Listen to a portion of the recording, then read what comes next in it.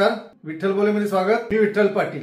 एखाद्या व्यक्तीला ध्यास असला तर ते ध्यास आणि त्याची आस किती सुंदर बनते आणि त्यांना जो हेतू साध्य करायचा आहे अर्थात पॉझिटिव्ह तो कसा साध्य होतो हे आम्ही प्रत्यक्ष पाहिलेलं आहे। अर्थातच ही व्यक्ती म्हणजे प्रशासनातील एक IPS अधिकारी, एक पोलीस अधिकारी सेवेत असताना आणि सेवानिवृत्त झाल्यानंतर सुद्धा तो जो ध्यास आहे तो पूर्ण करण्यासाठी ध्यास फाउंडेशनच्या माध्यमातून कसा कार्यरत राहतो हे सुद्धा आम्ही पाहिलेलं आहे। यासाठी थेट आम्ही आळंदीला गेलो होतो। अर्थात आळंदी ज्ञानेश्वरांची इंद्रायणी काठी वसलेली, याच इंद्रायणी काठी ज्ञानेश्वरांनी रेड्याच्या तोंडून वेद वदविले असं अध्यात्मात सांगितलं जातं।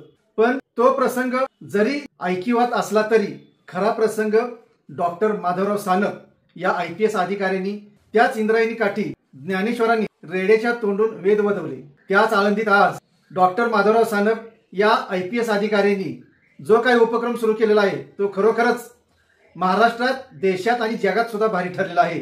त्याची व्याप्ती इतकी सर्वदूर पसरली की त्या उपक्रमानंतर तालुक्यात सुद्धा असे काही उपक्रम सुरू झाले। तर हा उपक्रम म्हणजे काय, तर अर्थातच पोलीस आणि गुन्हेगार हा नेहमीचा पाठ शिवण्याचा खेळ असतो हे सर्वांना ज्ञात आहेच। पण गुन्हेगार हा जन्मताच गुन्हेगार म्हणून जन्मत नाही, त्याचा जन्म होतो तो माणूस म्हणून होतो। पण त्याला माणूस म्हणून घडत असताना जे योग्य संस्कार लागतात त्याच्यावर आदर्श शिक्षण प्रणालीचा एक ठसा उमटावा लागतो। तोच हेरून डॉक्टर माधवराव सानप यांनी आळंदी येथे गुन्हेगारांच्या मुलांच्या पुनर्वसनासाठी शाळा सुरू केली। या शाळेमध्ये हर तऱ्हेच्या गुन्हेगारांचे पाल्य शिक्षण घेतात। खरं तर गुन्हेगार म्हणजे हे गुन्हेगार कोणते, तर चोऱ्या, दरोडे, खून अशा प्रकारात सातत्यानं ज्या काही जमातींची नावं घेतली जातात त्यांच्याकडून तेच संस्कार त्यांच्या मुलांपर्यंतही पोहोचू नयेत म्हणून घेतली गेलेली एका पोलीस अधिकाऱ्याने दक्षता आहे। ही दक्षता म्हणजे अशी की जो गुन्हेगार गुन्हा करतो, रात्रीत एखादा गुन्हा करतो, दरोडा टाकतो, खून करतो आणि रात्रीत पसार होतो, पण त्याची मुलं बाळ मात्र त्याच पालामध्ये थांबलेले असतात। त्यांना पोलिसांचा किंवा एकूण समाजाचा मोठा त्रास सहन करावा लागतो। यातूनच माधवराव सानपांनी या मुलांना शैक्षणिक प्रवाहात आणण्यासाठी मोठा उपक्रम राबवला आणि तोच म्हणजे ध्यास फाउंडेशनच्या माध्यमातून सुरू केली गेलेली शाळा। या शाळेत आजपर्यंत गेल्या 20-25 वर्षात अनेक अशा गुन्हेगारांची मुलं शिकली, पदवीधर झाली आणि समाजाच्या मुख्य प्रवाहात आली की त्यांना गुन्हे कसे केले जातात हे सुद्धा आज माहिती नाही। हीच सर्वात यशस्वी बाब यातली मानली जाते। माधवराव सानप यांच्या बाबतीत सांगायचं म्हटलं तर त्यांनी ज्या ज्या जिल्ह्यात पोलीस अधीक्षक म्हणून काम केलं किंवा ते जेव्हा उपअधीक्षक म्हणून महाराष्ट्र पोलीस दलात रुजू झाले तेव्हापासून ते अगदी पोलीस महानिरीक्षक पदापर्यंत किंवा त्याच्या वरिष्ठ पदापर्यंत जात असताना त्यांनी प्रत्येक पदाच्या वेळी एक वेगळा उपक्रम सुरू केला। कोल्हापुरात पोलीस अधीक्षक असताना माधवराव सानप यांनी एक गाव एक गणपती आणि सलोखा संकल्प या 2 योजना अगदी सक्षमपणे राबवल्या। त्यांच्यानंतर या दोन्ही उपक्रमांना काही वर्षे चांगला प्रतिसाद राहिला। अशाच माधवराव सानप यांच्या आळंदी येथील शाळेत आम्ही थेट पोहोचलो आणि त्या शाळेची माहिती घेतली, पण माधवराव सानप यांची सुद्धा आम्ही मुलाखत घेतली। पाहू आणि ऐकू त्यांनी आपल्या मुलाखतीत काय काय माहिती दिली। चला तर नमस्कार, विठ्ठल बोलेमध्ये आपलं स्वागत। तर आपण जे उपक्रम राबवले ते मी सांगितले आहेत, फक्त गुन्हेगारी समाजासाठी जी आपण शाळा सुरू केली त्याचा नेमका हेतू आणि आपल्याला ही संकल्पना कशी सुचली ते आज दर्शकांना आपल्या माध्यमातून समजू दे। नाही, पोलीस खात्यात काम करत असताना अनेक अनुभव येतात आणि या अनुभवातूनच जिथं ज्याची गरज असते अशा गरजेनुसार काम करण्याचं मी पहिल्यापासूनच स्वीकारलेलं होतं। तर असंच सातारा जिल्ह्यात मी काम करत असताना पारधी समाजापासून वडूज तालुक्यात फार मोठ्या प्रमाणात गुन्हे घडायचे। तर म्हणलं हे जर गुन्हे दाखल केले, अटक केलं तर लगेच हे लोक जामिनावर सुटतात आणि शिक्षेचं प्रमाण अतिशय कमी असतं। जर जामिनावर ताबडतोब सुटत असतील तर त्याच्यावर संस्कार होण्याचा प्रश्नच होत नाही आणि नंतर परत परत तेच गुन्हे करतात।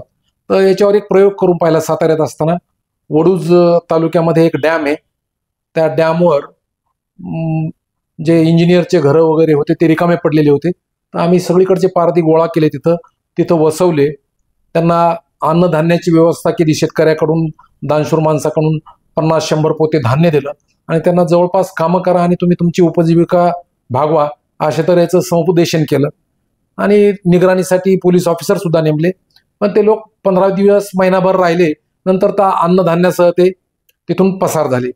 त्याच्यानंतर मला असं वाटलं की जसं जसं माणसं मोठी होतात तर त्याच्या संस्काराला त्यांचं जे प्रतिसाद असतो तो काही इतका परिणामकारक ठरू शकत नाही.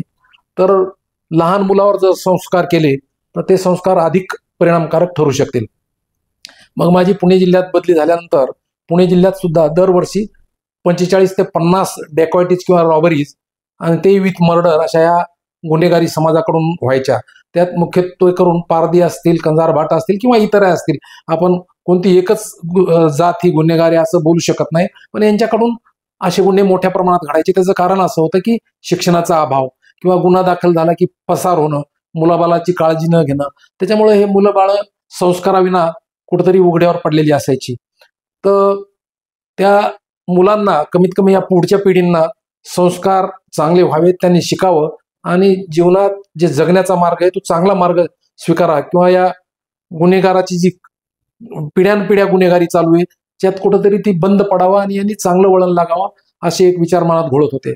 मग सुरुवातीला आम्ही पारधींचं, कंजारभाटांचं किंवा ज्याच्यावर डेकॉइटीचे, मर्डरचे गुन्हे दाखल आहेत त्यांचं सर्वेक्षण केलं. अशा लोकांना याद्या करून त्यांचे प्रत्येक गावात त्यांचे रेशन कार्ड काढून दिले. त्यांचे मुलं जे शिकलेले नाहीत त्यांच्या याद्या केल्या आणि जे पालक एक फरार होते किंवा जेलमध्ये होते अशांची मुलं प्रथम निवडली आणि त्यांना आळंदीत आणून संस्कार करायला सुरुवात केली. आणि आळंदीत मग असे 50 एक मुलं जमल्यानंतर त्यांचे सर्व खर्चाची, पालनपोषणाची जिम्मेदारी उचलून आध्यात्मिक शिक्षक एक नेमून त्यांना एका धर्मशाळेत ठेवलं. 2001 साली मला वाटतं हा उपक्रम सुरू झाला आणि नंतर आम्ही रीतसर शासनाकडं शाळेची परवानगी मागितली. ती शासनाकडून आम्हाला मिळाली. मला वाटतं हा जगातील गुन्हेगारांच्या मुलासाठी शाळा असलेला पहिला उपक्रम म्हणून त्याला जवळजवळ मान्यता मिळाली. बरेचसे परदेशातले पत्रकार सुद्धा आले, त्यांनी येऊन भेटी दिल्या, आमची शाळा पाहिली. तर माझा उद्देश असा होता की हे सगळ्या जगाला कळायला पाहिजे की गुन्हेगारांची मुलं गुन्हेगारच नाही, जर त्यांच्यावर चांगले संस्कार झाले तर ते चांगले नागरिक बनू शकतात, मोठमोठे अधिकारी बनू शकतात.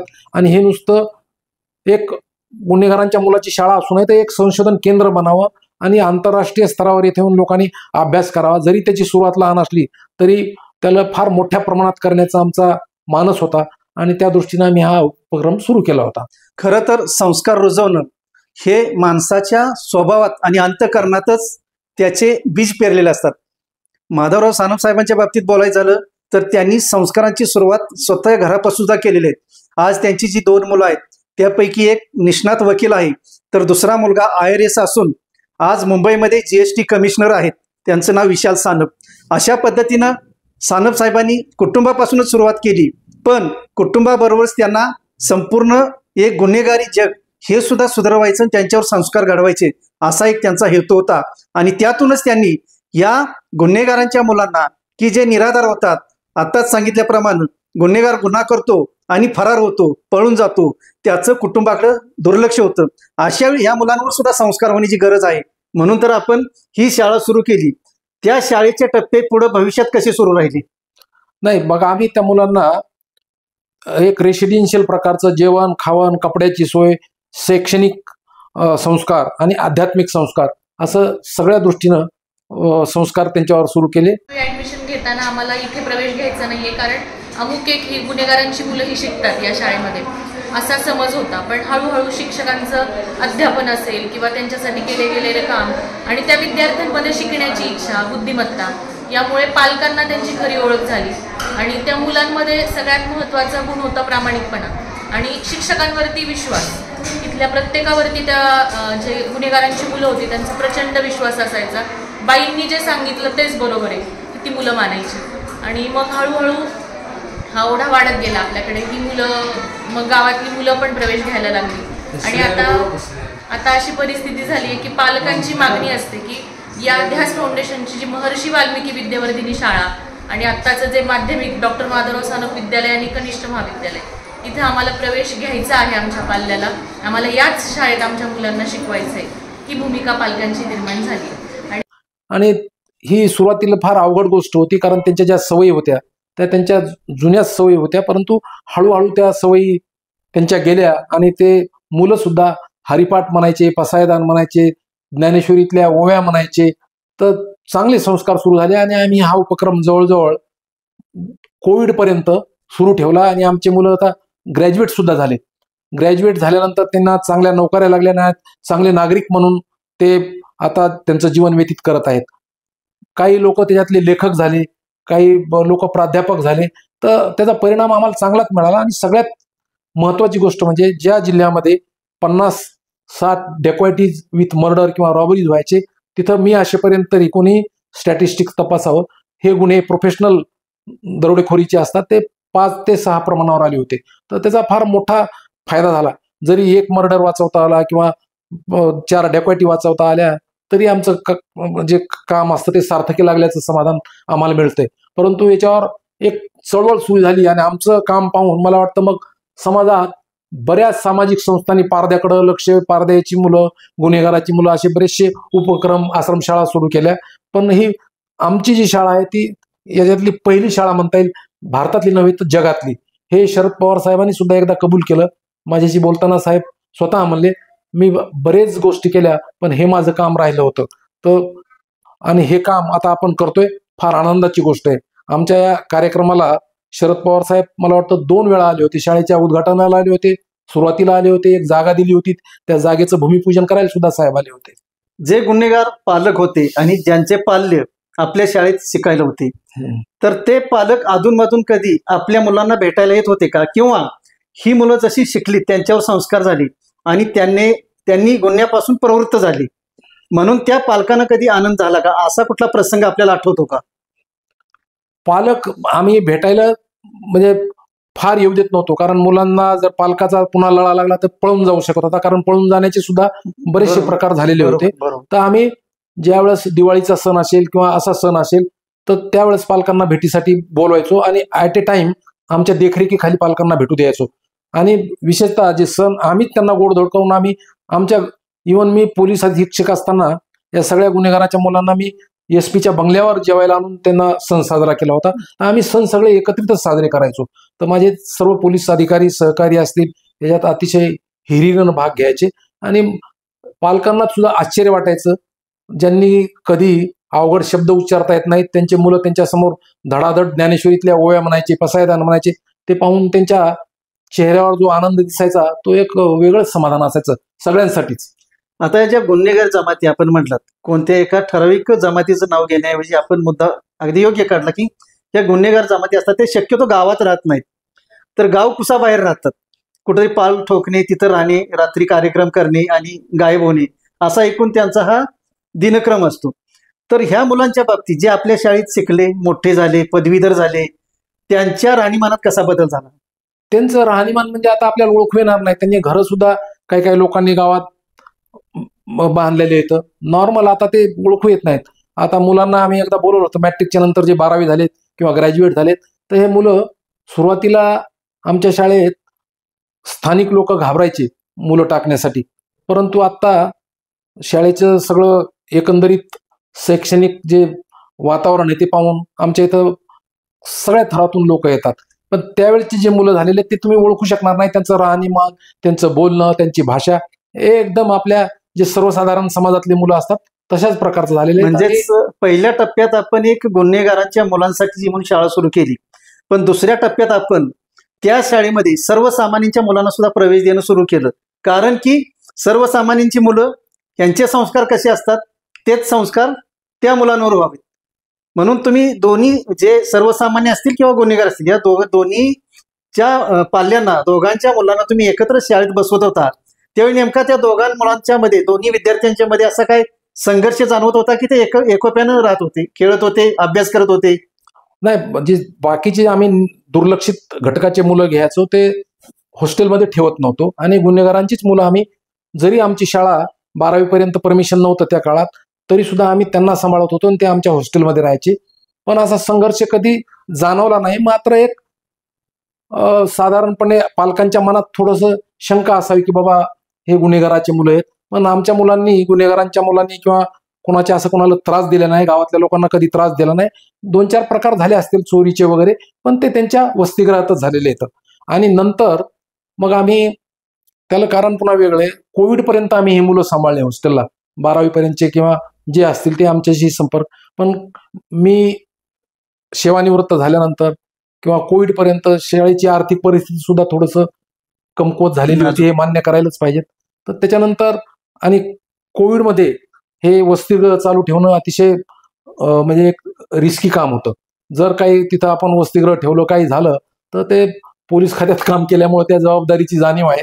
तर त्या कोविडच्या काळात आम्ही ते बंद केलं आणि त्याच्यानंतर पुन्हा सेवानिवृत्तीनंतर महाराष्ट्रातून सगळे गुन्हेगाराचे मुलं गोळा करणं अतिशय अवघड होतं आणि आजकालचे पोलीस अधिकाऱ्यांना विनंत्या करणं, त्यांनी आणून देणं, त्याला फार एक स्वारस्य दाखवायला पाहिजे तरच ह्या गोष्टी शक्य येतात. तर जे येथील गुन्हेगाराचे मुलं कोणी आले तर आम्ही नाकारत नाही, आमच्याकडे त्यांचं स्वागतच आहे. पण दुर्लक्षित घटकातले सुद्धा मुलं आम्ही घेत असतो आणि आम्ही आमच्या शाळेचा दर्जा खूप चांगला राखलेला आहे. कोविडच्या काळात सुद्धा ना आपल्या इथं पूर्ण आळंदी पंचकोशीमध्ये 100% शाळा चालू होती आणि मुलांना जे अध्यापन शाळेमध्ये येऊन मुलं अध्यापन करत होते ते अध्यापन ऑनलाईन, पण प्रत्यक्षात शाळेमध्ये येतात अशा पद्धतीचं त्यांचं अध्यापन झालं आहे आणि 100% मुलं कोविडच्या काळातसुद्धा ऑनलाईनला उपस्थिती होती. आणि या पंचकोशीमध्ये पूर्णपणे शाळा जे म्हणतोय आपण की बरेचदा चालायचो की कोविडच्या काळामध्ये शाळा बंद आहेत, चालू नाही आहेत, पण असं न घडता मुलांनी प्रत्यक्ष अभ्यास करून त्यांचा पेपर होऊन रोजचा त्यांचा अभ्यास येऊन ऑनलाईन अध्यापन करून चेक करून जायचं. सर आपला हा एक अत्यंत वेगळा आणि स्तुत्य उपक्रम. ह्या उपक्रमाला आपल्याला आपल्या सहकाऱ्यांकडून पोलीस खातं असेल किंवा एकूण प्रशासकीय यंत्रणा असेल, महसूल असेल आणि कोणी इतर जी खाती संबंधी असतात, शाळेला जागा हवी असेल किंवा काय, ह्या सरकारी यंत्रणेबरोबरच काही दानशूर व्यक्तींचा काही पाठिंबा मिळाला का? असं त्यावेळेस आम्ही खरं तर निधी जमा केला होता वेगवेगळे कार्यक्रम घेऊन आणि त्याच्यानंतर दुर्दैवानं म्हणजे हे सगळं करण्यात माझ्या सगळ्या अधिकाऱ्याचाच सहभाग होता, चांगल्या अधिकाऱ्यांचा. पण काहीतरी एक थोडेफार असतात मध्ये दुर्दैवानं काही घटना घडल्या, विघ्नसंतोष लोक, त्याच्यात काही लोकांनी PIL दाखल केलं, त्याच्यामुळे फार मोठा सेटबॅक बसला आणि जे स्वप्न होतं की राष्ट्रीय स्तरावर आंतरराष्ट्रीय स्तरावर एक ही संस्था न्यावी त्याच्यामध्ये फार अडथळे आले, कारण थोडं ठप्प झालं. माननीय शरद पवार साहेबांनी सुद्धा असं सांगितलं होतं की फार तुम्ही जागा घ्या, एक संशोधन केंद्र करा. त्यावेळेस त्यांनी स्वतः भाग घेऊन जागा वगैरे द्यायला लावली होती, पण कोर्टात अर्ज फाटे झाल्यामुळे लोकांच्या मनात साहजिकच एक शंका निर्माण होते. त्यामध्ये निश्चितच आम्ही एक 5-7 वर्षाचा कालावधी आमचा म्हणजे कसं तरी आम्ही हे लोक सांभाळले, जबाबदारी टाळली नाही. तर थोडीशी वेळ तशीच होती त्याच्यामध्ये, कारण हे रोपटं लावलेलं होतं ते कोणत्या परिस्थितीत मला मरू द्यायचं नव्हतं, कारण ते मला माझ्या लेकराप्रमाण होतं. तर अडथळे आले खूप, मानसिक त्रास किंवा वैयक्तिक आर्थिक त्रास, पण समाजामध्ये एक जो गैरसमज निर्माण व्हायची अपेक्षा होती तो अजिबात झाला नाही, कारण लोकांचा माझ्यावर विश्वास होता. पण आम्ही न नफा न तोटा या धर्तीवर ही शाळा सुरू ठेवलेली आणि शाळा शैक्षणिक दृष्ट्या चांगली जी चाललेली आहे. त्यात आमचे जे मुख्याध्यापिका असतील, संचालिका नेमलेले आहेत, शाळेचे कर्मचारी, त्यांचा जास्त सहभाग आहे आता. तर त्यांनी जे शाळेचं स्टँडर्ड मेंटेन केलं त्यांचं सुद्धा फार कौतुकास्पद काम आहे. ध्यास पर्व अंक म्हणजे सुरुवात कुठून करायची, कारण का ध्यास पर्व म्हटलं ना की विद्यार्थ्यांनी त्यांच्या कलागुणांना वाव मिळेल अशी संधी इथं देण्यात आलेली आहे की जेणेकरून अंक म्हणा, कविता म्हणा, लेख म्हणा विद्यार्थी स्वतः तयार करतील आणि प्रत्येकांपर्यंत पोहोचवण्याचं काम ध्यास पर्व करत आहे. आणि तसंच पालकांनी पण भरपूर याच्यामध्ये एफर्ट्स घेतलेले आहेत की त्यांना पण हे सगळं नवीन होतं की कसं करायचं, काय करायचं, पण यातूनही त्यांना एक नवीन दिशा मिळालेली आहे आणि आम्हालाही खूप शिकण्यासारखं आहे. सरांचं मार्गदर्शन, मॅडमचं मार्गदर्शन खूप काही याच्यामध्ये आम्हाला मिळालेलं आहे. असेच नवनवीन विषय ऐकण्यासाठी लाईक, सबस्क्राईब आणि बेल आयकॉनवरती क्लिक करा.